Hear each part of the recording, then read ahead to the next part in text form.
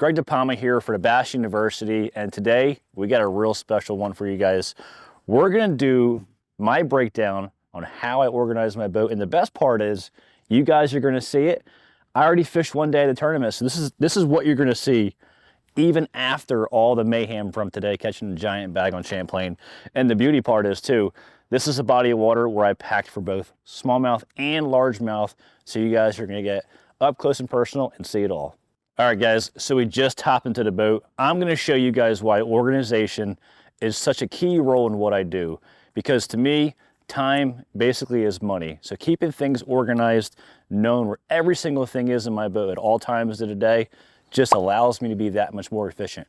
We're gonna walk through every single box and show you guys how I have every single thing laid out all the way through A through Z. We're gonna go for the rod box first, and I'm gonna kind of show you guys how I keep it still simple, even if it's a smallmouth, largemouth tournament mix where I'm doing both throughout the day.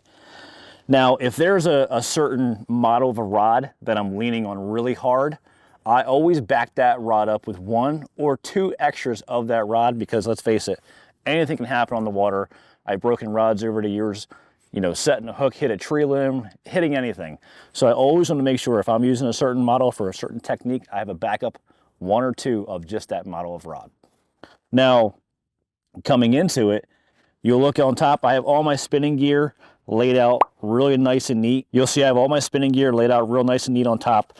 I went all my line, you know, in the morning, I have the top 5 or 6 or 7, 8 rods, whatever it's gonna be.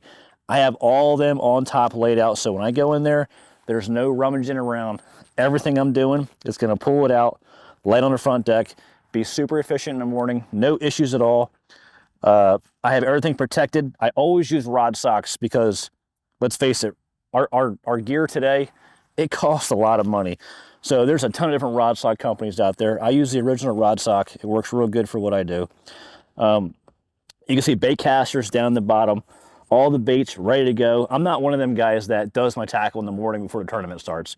I want to make sure that night before I have everything perfect, because it just makes it that much more efficient for you. So that's my rod and reel setup. You know, like I said, the backups are the biggest thing that I kind of look for.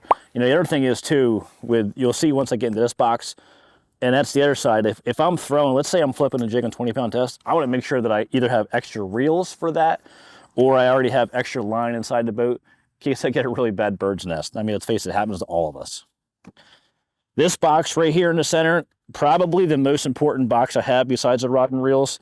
So what you guys are looking at, this is we just got back from the water. This is one day of an Elite Series tournament. Look how clean, and everything is just perfectly placed, basically, because if I'm even out there, I'm retying leaders, doing whatever I'm doing, I put everything right back to where I got it. It just keeps everything so simple, so clean. Efficiency is the name of the game to me. Now you can tell on this side, I carry a ton of fluorocarbon. I have everything from 8 to 25-pound test, 6, 5, 7 smaller leaders, just in case it gets tough out there. I got to finesse them a lot more.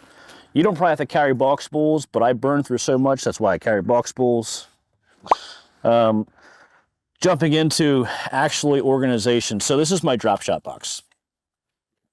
You can see my drop shot box is laid out. It's pretty clean.